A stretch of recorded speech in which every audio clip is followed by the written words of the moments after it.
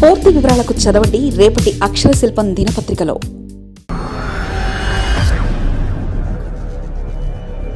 6 నెలలు అయిపోయింది బాబు. ఏపీలో కూటమి సర్కారు వచ్చి 6 మాసాలు. కూటమి పాలనకు 180 రోజులు దాటి ఎన్నో హామీలు ఇచ్చారు, ఒకటి రెండు చేశారు.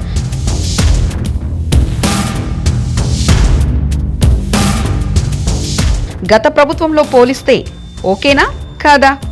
కాలం వేగంగా పరిగెడుతుంది, రోజులు గిర్రని తిరిగిపోతున్నాయి. ఏపీలో ప్రస్తుతం కూటమి పాలన ఏదో పర్వాలేదనిపిస్తుంది. ఏపీలో కూటమి సర్కార్ వచ్చి 6 నెలలయ్యింది.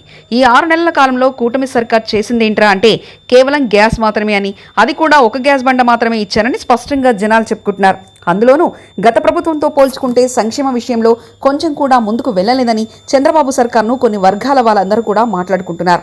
ముఖ్యంగా కూటమి సర్కారు వచ్చిన తర్వాత ఇచ్చిన హామీలు సూపర్ 6లలో ఒక్కటంటే ఒకటే చేశారని, మిగతావన్నీ కూడా ఏమీ చేయలేదని మాట్లాడుకుంటున్నారు. ఆంధ్రప్రదేశ్లో కూటమి ప్రభుత్వం ఏర్పడి 6 నెలలు కావచ్చింది. అయితే ఎన్నికల సందర్భంగా ఇచ్చిన సూపర్ 6 హామీల అమల్లో మాత్రం ప్రభుత్వం పెద్దగా ఫోకస్ పెట్టలేదు. అధికారంలోకి వచ్చిన వెంటనే పెన్షన్ 4,000 రూపాయలకు పెంచుతూ దాన్ని పంపిణీ చేస్తున్నారు. తర్వాత మహిళలకు ఏడాదికి 3 ఉచిత గ్యాస్ సిలిండర్లు పంపిణీ చేయడం ప్రారంభించారు. అది నవంబర్ నెలలోనే. అంతే తప్ప 6 నెలల్లో ఎన్నికల సందర్భంగా ఇచ్చిన హామీలను అమలు చేయడంలో కూటమి ప్రభుత్వం పెద్దగా దృష్టి పెట్టలేదన్న వ్యాఖ్యలు వినిపిస్తున్నాయి.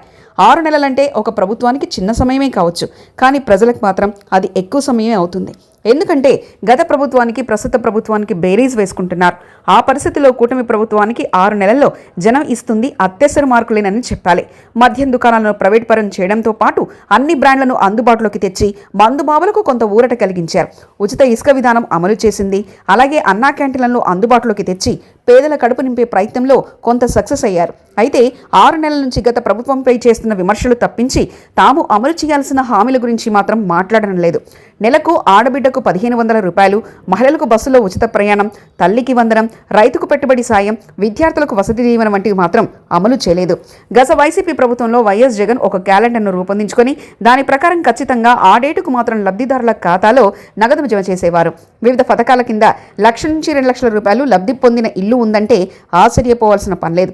కానీ ఇప్పుడు 6 నెలల నుంచి నగదును జమ చేయడం లేదు. కేవలం పెన్షన్ మొత్తాన్ని నేరుగా లబ్ధిదారులకు అందజేస్తున్నారు. అలాగే మొన్న ఉచిత గ్యాస్ సిలిండర్ పథకానికి సంబంధించి సొమ్మును జమ చేశారు.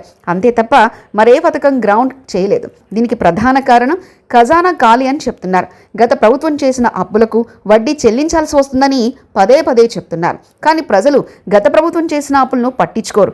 ఇప్పుడు ఏం చేశారన్నదే వారికి కావాల్సింది. ఇక వాలంటీర్లకు 10,000 రూపాయల నెల వేతనం ఇస్తామని ఇచ్చిన హామీ కూడా అమలుకు నోచుకోలేదు.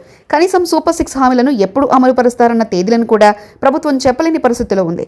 ఒకవైపు డబ్బులు లేవంటూనే మరొక వైపు రాజధాని అమరావతి నిర్మాణం కోసం పెద్ద ఎత్తున నిధులు వెచ్చించడం, మెట్రో రైలు వంటి ప్రాజెక్టులకు ఆమోదం తెలపడం వంటివి కూడా విమర్శలకు కారణమయ్యాయి.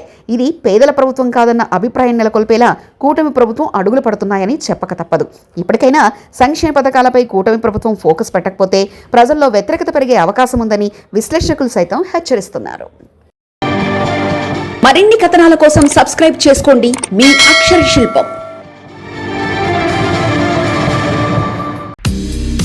పూర్తి వివరాలకు చదవండి రేపటి అక్షర శిల్పం దినపత్రికలో.